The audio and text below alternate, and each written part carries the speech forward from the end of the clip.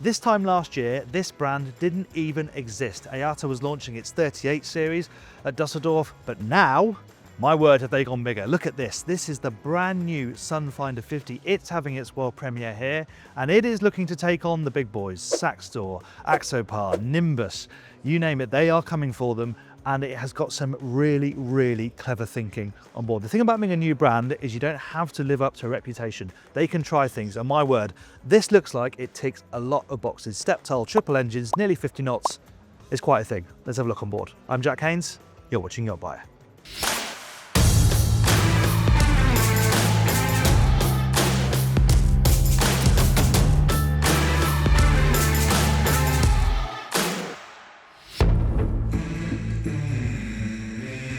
We should take the opportunity to look at the design and the hull shape, because the boat's out of the water. We don't get to do this very often. And actually, the design and the hull, the shape of the bow is a key talking point, similar to the smaller 38, but obviously on a much bigger scale. Designed by Jakko Jamsen, who did the 38, but also used to design Axopars. He's clearly learned his lessons from designing those and applied that to this 50. First of all, look at the scale of it. It's so broad, beefy up in the bow. You can see how it fans out like this. It's almost comical from down below, but it's no laughing matter. It's there for a serious reason. One is for seakeeping, should stop the boat from stuffing its bow, especially when it's going downwind and down sea. Also, it gives you lots more space, more volume in the interior, more space on deck, as we'll see in a moment. It's twin stepped, just like the smaller boats. Benefit of that, should be quick to plane, should be efficient as well, because you've got less friction as the boat runs through the water. The difference with this one is it's running triple outboards. The 38 is only double. So you're looking at close to 50 knots with this thing. Let's go and start the tour. Before we get into it though, make sure you subscribe to the channel, hit subscribe, hit the bell icon, and you'll never miss another tour like this one. We better start here at the back, hadn't we? There's a lot going on here. This is quite De Antonio-esque, this design, having the sunpad hovering over the outboards. Now on that boat, they are fully enclosed. You can still see them here, but it means you still get the sunbathing space over the top, and they're not gobbling up valuable space that you can live on deck. Nicely tucked away, but you can also access them really easy. There's a gap in the seats and a ladder down to the platform in front, so obviously you need to get them to work on them. That's relatively easy. You've also got storage in the platform, so there's a carbon fibre ladder in there. I'll show you where that goes later on. And also nice that you've got this rubbing strake all the way around. Obviously these bits are quite vulnerable, but having that rubber there should protect them. And here's another really nice piece of design. This platform, so you can see we've got steps here, goes all the way around the outside, protects the motors, but also drop down into the water and become your bathing platform that helps you in and out of the water. It's also a nice barrier between the engines and people swimming. Just makes it very easy to get in and out of the water, but also onto the quayside, because as well as dropping down, it will go up. So it raises up and it will meet the quayside. So it also works as a bit of a passerelle. Really good bit of functionality here at the back of the boat. And it's standard, which is not something you would always expect to see, as are the balconies. Again, in this sector, a lot of this sort of stuff you're going to be paying extra for. Not here. Balconies, hydraulic platform, all comes as standard. And here's something else to point out. They are developing a Flybridge version of this boat. There's a cabin one over there, but this is actually a Flybridge version that is based on the SunFinder open boat, which is quite a nice combination. So it's all open, but you've got the Flybridge deck on top. Again, not a bit of design that you generally see in this sector. I really like that idea. I hope they go ahead with it. Back onto this one though, and into the cockpit. Again, the living spaces feel huge. I said down there it feels bigger than 15 meters. It really does. This is such a nice space. And again, it's really versatile. The table folds as you'd expect, but these will pull back this way so that you can then put the platform down. In fact, I can show you. Put the platform down, flip these the other way, and then you can sit looking out over the water. And obviously this is dining mode, so you can sit really comfortably. You know, 6 people round here, easy enough. You've got these seats, which are great, maximize the seating space. When you're dining, they're a bit far away, but you could just about do it if you're willing to perch on the edge of the seats. The hatch underneath, that's the technical space. Generator and the optional Seakeeper would be down there. When I talk about the size, it's not just the length and beam, it's the height. Look how high this hardtop is. This is the sort of thing that makes it feel so much bigger than it is. The fact you've got so much head clearance underneath this canopy. Obviously you've got the extension, some shade over that sunpad, and actually, I sort of went past this. Look how big this platform is and how high it comes up. All these things make it feel much bigger, and you could comfortably get 4 adults on this sunpad. Really nice piece of design. Moving forward TV pops out of here, and then you have the on-deck galley, the wet bar, sink on this side. You can see the grill. You can have a ceramic cooktop here as well if you want, but I think most people will probably stick with the grill. And then underneath your cooling space, there is the option to have a galley downstairs, which again is quite unique, but I imagine a lot of the cooking has going to be done up here. There's a bit of storage under there too.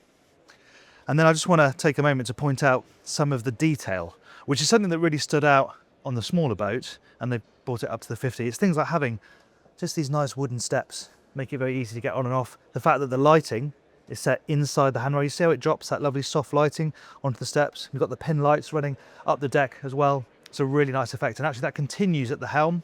A lot of the touch points are really nice, just having some timber here rather than plastic or metal. Obviously it's very grey, so having that pop of colour is really helpful. Nice helm position. Key thing, it's fully enclosed. So yes, this is a very open boat, but where you drive, when you're going to get pummeled by the wind, it's fully enclosed, which should make it a lot more relaxing, considering you can cruise at 44 knots. And they've actually, I can see, done some work on the seats over the 38. So these are now individual. They bolster. They're nice and comfortable when you sit in them, but you can lean nicely. They slide. You've got an adjustable wheel, nice chunky Mercury throttles. You know, this feels like it's going to be a really good position. Hopefully, we'll be able to put that to the test if we sea trial it. Nice dashboard as well, clean, glare resistant, 2 big MFDs. The joystick is standard, you expect with triple engine. That's got Skyhook too, so the boat will hold itself in place. Obviously this is a boat the owner's going to run, so that sort of stuff, the manoeuvring is very important, so that should be really easy. And then it's very comfortable to step out the helm, which is down a step, and you're onto the side decks. Nice big chunky pop-up cleats, you see those throughout the boat. They're very nice indeed. And then right forward, once you come off the helm, there's no step here, so it's really easy to move up to the foredeck. Yet more sunbathing space, but this is quite a clever arrangement. This is all standard. You can add the table. If you don't have the table, obviously you've just got it as a lounging space, but I like the extra functionality of having the table. But you can sit here, this opens up, and it's a big table as well. You could eat up here if you wanted to. It folds away, gives you a handhold. You've got somewhere to sit here too. And they're a nice mix actually. They're reclined, so this feels comfortable, but if you are dining, or at least snacking, it's comfortable to sit up as well, especially over on this side. We see these types of designs a lot, but they've just worked this in a really comfortable, usable way. And I mentioned the beam you gain from the design of the hull. Well, yeah, look how much seating space you've got up here, and space for lots of storage forward. On either side, you've got really deep storage lockers, big enough for the fenders, no problem. And then right in the middle, that's access to the anchor. And it's all really nicely finished on the inside. It's a little bit sketchy in places up here. I should say this is hull number 1, the first one out of the factory. Often there are some improvements on those, but generally as a piece, it hangs together really nicely. And that feeling of quality that we first saw on the 38 rings true here as well. Okay, let's head inside. Right, here on the lower deck, there are a couple of different layout options. You have 2 cabins, whatever you go for, but you can have a galley down here, or you can have another bathroom. Arguably not the size of a boat that really requires 2 bathrooms, but if you want the privacy, you can have it. Equally, I'm not sure this galley's going to get much use. It's not that type of boat. Most people are going to want to be cooking up there. But hey, you've got a sink, a cooktop, some storage, and a microwave down here if you want to use it. What I do like is the way they've designed this forward cabin, the owner's cabin. The split doors are a great idea, because if you're on here with a family or on your own, you'll just leave this open. So it's lovely and open plan. Doesn't feel too enclosed, even though headroom actually is really good. But if you had these doors here the whole time, it would feel pretty tight in here. As it stands, this is a really nice space. You can see I can stand up very comfortably here. The bed is a bit low, and it's very low down there when you're lying down in bed. But of course, that's accounting for the seating space there. Storage is pretty good. There's some low-level stuff here. Hanging wardrobe on this side. And there's some cubbies either side of the bed. The whole windows too, they extend a long way, so natural light is reasonable. And you've got this skylight as well. And coming out of here, this is where the bathroom is. Big bathroom, actually. A little bit dark in there, but it's very nicely finished. And they probably need to bolster the artificial lighting because it does feel a little bit dingy. In addition to the galley, the fridge is down there under the steps. Let's check out the aft cabin, which is down a couple of steps. If you're tall, you'll have to mind your head because headroom is a bit restricted here. But then they've got this well, so I can stand up once I'm in, and then you're soon sitting down again to be most comfortable. But they have provided somewhere to stand and get changed. And actually, I really like the design of this cabin. You've got the bed over there. I mean, what you could maybe have done is split the bed so that people aren't having to clamber over each other. but that is a nice size bed as it is, and you get the sofa over here, which arguably is large enough for a child at least to sleep on. So you could have, you know, a little one and the parents in here relatively comfortably. Storage isn't quite as good as 4 because you've not got any hanging space, but they've worked in storage where they can. There's cupboards there. These are all storage cupboards along here. And importantly, you've got some natural light coming in because they've got a nice slice of hull window, which opens so you can get some natural ventilation. And of course, air conditioning is an option. Pretty good. Aiata is a new brand, but it's very well backed by a big company, and you can see that they want to get into this world in a pretty serious way. And this is a real statement of intent. They've gone big, quite literally, and they've packed this thing with loads of functionality. The benefit of coming relatively late to the party is that you can pick up on all the design cues that your rivals do and try and improve it. There's some really clever thinking on board that boat. It feels like boat number 1 in places. They're definitely going to up the quality here and there, especially the price point this is at now, but it's an impressive start. And if you consider where this might go with the other designs they've got at this size, I think this is a really interesting prospect. Let me know what you think about it in the comments below.